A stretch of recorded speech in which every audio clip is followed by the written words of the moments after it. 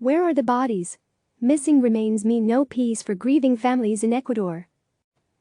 When Flavio Ramos was wheeled into the hospital room, he was gasping for air and slipping in and out of consciousness. So it was his son, Arturo, who first noticed the bodies. 2 corpses laid unattended on the tile floor.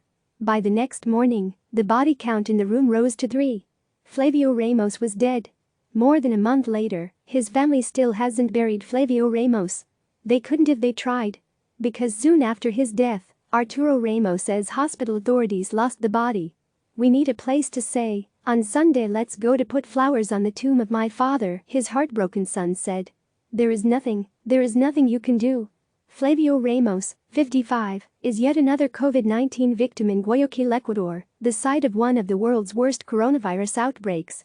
His death and disappearance illustrate how the healthcare system in Ecuador's second-largest city, roughly the size of Chicago, collapsed within a matter of weeks after the outbreak exploded in March. Bodies in hospitals. Guayaquil was woefully unprepared to confront the coronavirus.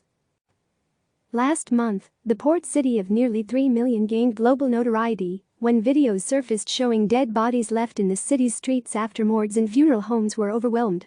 Many families made the choice to put loved ones outdoors for fear of infection and because the smells were unbearable.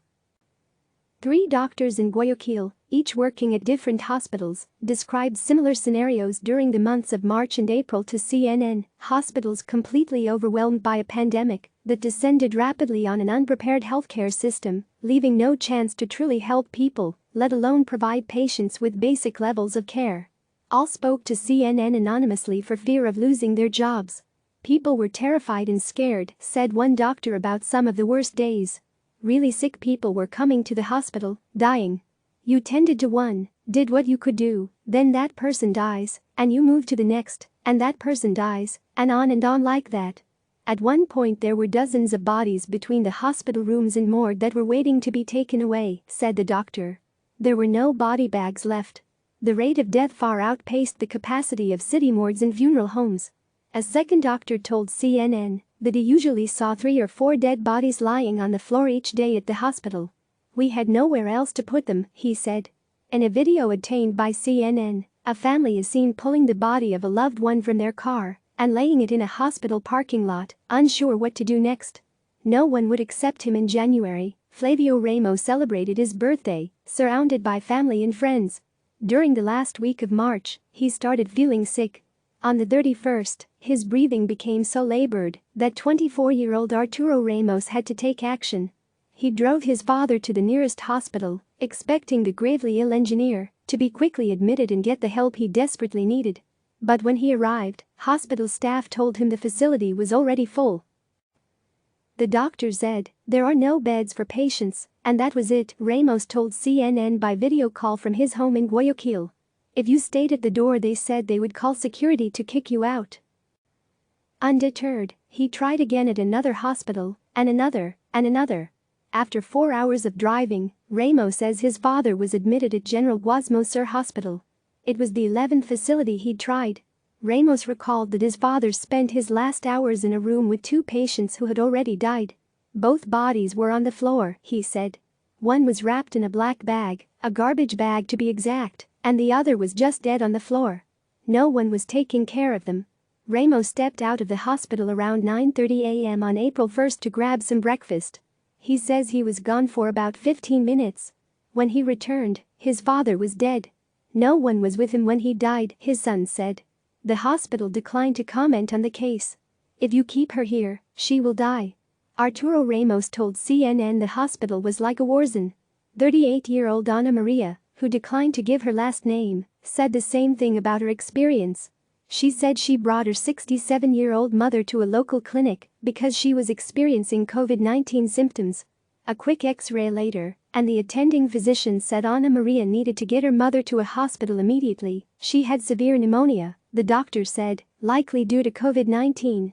By the time Ana Maria arrived at nearby hospital Los Ibos on March 26 looking for treatment, her mother's lips were turning shades of blue and she could barely walk.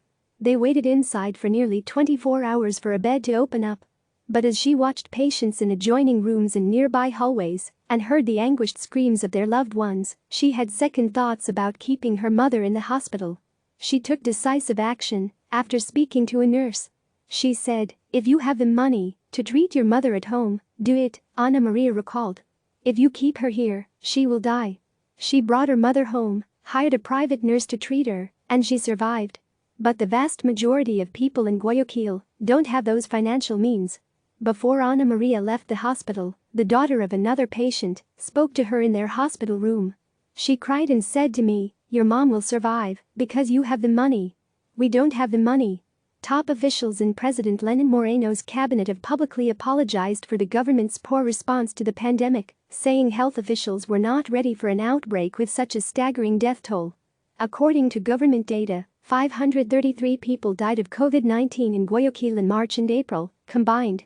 However, during that same time period, the government recorded at least 12,350 total deaths in the city, far more than the 2695 and 2903 that died in the same period of 2018 and 2019, respectively. In Guayaquil, the COVID-19-related death toll might well be over 9,000 deaths, according to 3 Ecuador-based epidemiologists who spoke to CNN. Dr. Esteban Ortiz Prado, an epidemiologist at the University of the Americas in Quito, Ecuador's capital city, said there was no way to know exactly how many of the excess deaths were directly or indirectly related to COVID-19, but that the pandemic was the only reasonable way to explain this year's sudden spike in the total death count. "For me, those are COVID deaths until proven otherwise," he said. The government has admitted the actual death toll from the coronavirus is higher than the official count, but said the true number will never be known due to its inability to test more people. "We cannot say the government is lying," said Marco Corral, an infectious disease researcher also at the University of the Americas. "But what we can say is that the government did not do enough tests on the people, an irreplaceable part of any attempt to identify the true number of coronavirus cases and deaths." Fortunately, the number of deaths in Guayaquil is dropping. Since the first week of April, when some of the highest daily death totals were recorded, the daily number of total deaths has fallen dramatically. At least 69 total deaths were reported in the city on April 30th, far below the peak seen earlier in the month. Social distancing measures, now slowly being eased off in the country, appear to have worked. But as the number of daily deaths goes down, attention turns to finding those who are already lost. Losing the right to say goodbye amid the chaos of mounting bodies, disorganization has led to the misplacement and misidentification of those who have passed away. Many families have been unable to say goodbye to their loved ones. When Arturo Ramos returned to the hospital the day after his father died, authorities said they couldn't find his remains. The only way he could try to locate him, officials said, was to go to the morgue and search through unidentified remains himself. "Inside the morgue there were bodies stacked one on top of each other," said Ramos. "Going into that room, it's like hell." He said the bodies in the room were separated by those who had already been identified and those that hadn't. He went through body after body over the course of an hour looking for his father, accompanied by a hospital employee who, after they failed to find his dad, told him to come back the next day. For the next 4 straight days, Ramos estimates he looked at roughly 250 corpses, both inside the morgue and in shipping containers that had been set up outside to handle the overflow. Video of the containers on the grounds of General Guasmo Sur Hospital was given to CNN by the person who shot it. Bodies are seen in one container piled at least 3 high, decomposing inside different types of body bags. Ramos said only part of the morgue and one of the shipping containers was refrigerated. "I wasn't lucky," said Ramos. "I never found him." The problem of missing remains is so widespread that the Attorney General launched an investigation last month into the mismanagement of remains at hospital morgues. CNN asked the government for exact figures on how many remains are missing, but as of publication, had not heard back. A website has been set up where anyone can search for a missing loved one's name. If the government has news to share on the location of a body, it will show up in a pop-up window on the screen. More than a month after Flavio Ramos's death, a search for his name launches a pop-up window that reads only, "No results found." Ramos grieves for his father alone these days. He's separated from his family for their own safety. Last week, he tested positive for the virus. CNN Español's Ana Maria Canizers in Quito, Ecuador, contributed to this report. Click subscribe to receive the latest news.